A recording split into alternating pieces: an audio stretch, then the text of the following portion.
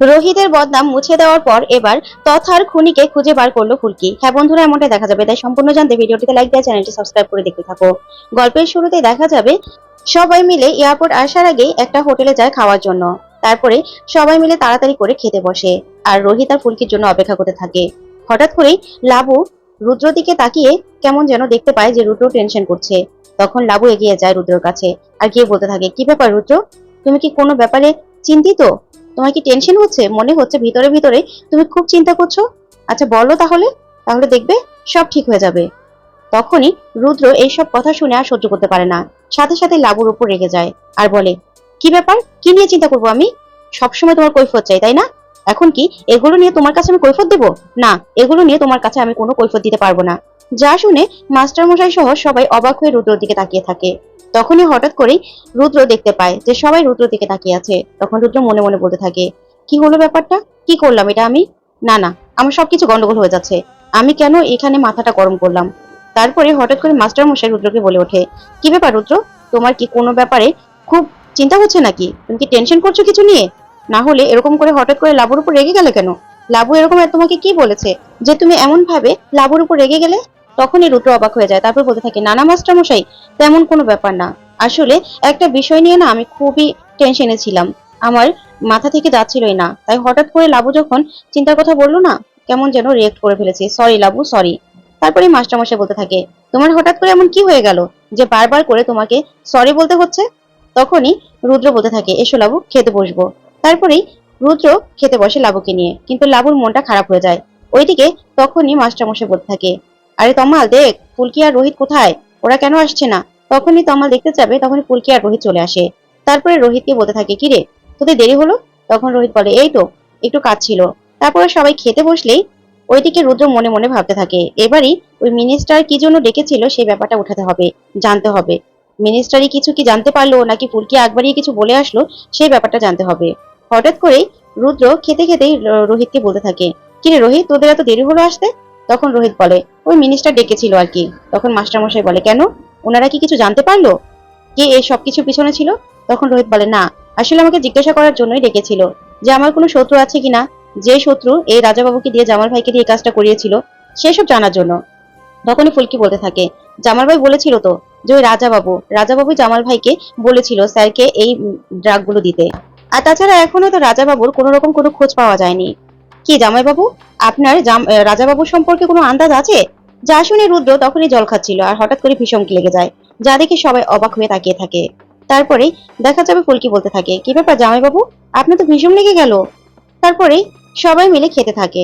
হঠাৎ করেই রুদ্র মনে মনে বলতে থাকে, এই মেয়েটার জন্য আমি সব দিক থেকে একদম কোণঠাসা হয়ে যাচ্ছি। না না, ওই নবাবগঞ্জে গিয়েই তারপরে যে করে হোক এই রাজাবাবুর তদন্তের ব্যাপারটা বন্ধ করতে হবে, যে করে হোক। আর ওইদিকে দেখা যাবে ফুলকি মনে মনে ভাবতে থাকে, রাজাবাবুর কথা শুনে জামাইবাবু কেমন ভীষণ লেগে গেল, তার মানে আমার সন্দেহটাই ঠিক। মা কালী গো, তুমি দেখো এবার যেন জামাইবাবুর মুখোশটা আমি টেনে ছিঁড়ে দিতে পারি। এখন সময় চলে এসেছে জামাইবাবুর মুখোশটা সবার সামনে টেনে ছিঁড়ে দেওয়ার। তারপরে দেখা যাবে সবাই মিলে খেতে থাকে। তারপর দেখা যাবে সবাই বাড়ির জন্য রওনা হয়ে যায়। এদিকে যখন গাড়ি করে বাড়ি যাচ্ছিল তখনই রোহিতের গাড়িটা নষ্ট হয়ে যায়। তখন রোহিতরা সবাই মিলে বেরিয়ে আসে আর ওইদিকে মাস্টারমশাইরাও বেরিয়ে আসে আর বলে, কি হয়েছে রে? তখন রোহিত বলতে থাকে, আসলে দেখুন না, গাড়িটাই নষ্ট হয়ে গেল। তখন মাস্টারমশাই বলে, তাহলে কি হবে? যাক, বাড়ির কাছাকাছি তো চলে এসেছি। তখন রোহিত বলে, তোমরা চলে যাও না, সবাই চলে গিয়ে গাড়িটা পাঠিয়ে দিও, আমরা গাড়ি করে চলে আসবো। তখন লাবু বলে, হ্যাঁ তাই তো। তারপরে রোহিত লাবুকে বলতে থাকে, দিদি তুই বাড়ি চলে যাস, রেস্ট নিবি গিয়ে, তোর উপর দিয়েও তো ধকল কম যায়নি তাই না? তখন ফুলকি বলে, দিদি তুমি কিন্তু কালকে চলে আসবে, ঠিক আছে? আমরা কিন্তু পারমিতাদির কাছে সবাই মিলে দিল্লির গল্প বলবো। তখন লাবু বলে, আচ্ছা ঠিক আছে ঠিক আছে। ওইদিকে রুদ্র বলতে থাকে, তোদের কোনো সমস্যা হবে না তো? সবাই মিলে এখানে থাকতে পারবি? তখন রোহিত বলে, হ্যাঁ হ্যাঁ থাকতে পারবো। তারপরে রুদ্র বলতে থাকে, হ্যাঁ তাছাড়া ফুলকি দাস তো আছে, ফুলকি দিল্লির মতো এমন একটা জায়গায় গিয়েও এত বাহাদুরি দেখিয়ে ফেললো, আর এখানে তো কিছুই না, তোদের ঠিক ফুলকি সামলে নেবে। যা শুনে ফুলকি অবাক হয়ে রুদ্র দিকে তাকিয়ে থাকে। তারপরে দেখা যাবে ওরা গাড়ি করে চলে গেলেই এইদিকে রোহিত বলতে থাকে, তমাল এদিকে তো কোনো দোকানও দেখছি না, একটু চা খাওয়ার দরকার ছিল, দিয়ে নবাবগঞ্জে হলে তাও কাউকে দিয়ে দোকান খুলিয়ে নেওয়া যেত। তখনই তোমার বলতে থাকে, কিরে রোহিত, তোর মনে হচ্ছে মনটা হালকা লাগছে, না হলে তুই তো এরকম ভাবে চা খেতে চাস না কখনো। তখন ধানু বলতে থাকে, হ্যাঁ দেখছি তো দা ভাই খুব ফুরফুরে আছে, না হলে ফুলকিকে জড়িয়ে ধরে জ্ঞান ফেরালো, ফুলকির হাত শক্ত করে ধরে রাখলো, আরো কত কি হলো। তারপরে রোহিত এগিয়ে আসলে হঠাৎ করে দেখে বাজি ফুটতে থাকে, সবাই মিলে গান বাজিয়ে হইচই করে স্লোগান করতে করতে রোহিতকে এসে ঘিরে ফেলে। তারপরে রোহিতকে সবাই মালা পরাতে থাকে। ডাক্তারবাবু সবাই মিলে এই সারপ্রাইজ প্ল্যান করে রোহিতের জন্য। তখন তো রোহিত খুব খুশি হয়ে যায়, আর সবাই মিলে এটাও লিখে যে রোহিত দা জিন্দাবাদ, রোহিত দা কংগ্রেচুলেশনস। তখন সবাই মিলে বলতে থাকে তুমি বক্সিং জগতে আবার মাথা উঁচু করে যেতে পারবে, এটা কি আমাদের কাছে কম গর্বের? আমরা খুব খুশি হয়েছি, তোমার মাথা থেকে কলঙ্কটা নেমে গেছে। তারপরে ফুলকিকেও সবাই মিষ্টি খাওয়াতে থাকে, রোহিতকেও। তারপরে নিয়ে সবাই হইচই করতে থাকে, আর তখন রোহিত সহ সবাই মিলে নাচে গানে মেতে ওঠে। তখন ফুলকি মনে মনে বলতে থাকে মা কালী গো, স্যারকে এরকম ভাবে আমি কোনোদিনও মন খুলে আনন্দ করতে দেখিনি, এই আনন্দটা যেন স্যার সবসময় ধরে রাখতে পারে, তুমি দেখো। তারপরে দেখা যাবে সকাল হলেই পারমিতা বলতে থাকে বাবা দুধটা জাল দিয়ে দিয়েছি, এখন আপনি পায়েস বানানোর অপেক্ষায়। তখন মাস্টারমশাই বলে হ্যাঁ হ্যাঁ, আমি তো বাড়িতে যে কোনো বিশেষ দিনেই এই পায়েসটা বানাই, আজকে রোহিতের এই বিশেষ দিনে পায়েসটা বানাবো, ওরা তো ঘুমোচ্ছে, ওদের সারপ্রাইজ দিব। এই বলে মাস্টারমশাই পায়েস বানাতে যায়। তখনই হৈমন্তী আর কাবেরী পুজো দিয়ে আসে। তখন কাবেরী বলতে থাকে সবাই চলে এসো, প্রসাদ দেবো। তখন শানু এগিয়ে আসলেই শানুকে হৈমন্তী জিজ্ঞাসা করতে থাকে তোমার দাদা কোথায়? তখনই শানু বলে দাদা তো রান্না করে, পারমিতাও আছে। তখন হৈমন্তী গিয়ে দেখে যে মাস্টারমশাই রান্না করছে, পায়েস রান্না করছে। তখন হৈমন্তী বলতে থাকে কি ব্যাপার মাস্টারমশাই, তুমি পায়েস রান্না করছো যে? তখন মাস্টারমশাই বলে হ্যাঁ, রোহিতের এমন একটা বিশেষ দিন, ছেলেটা খুব খুশি হবে, ওর জন্যই পায়েসটা রান্না করছি। আর তাছাড়া ফুলকি তো এখনো আমার হাতে পায়েস খাইনি।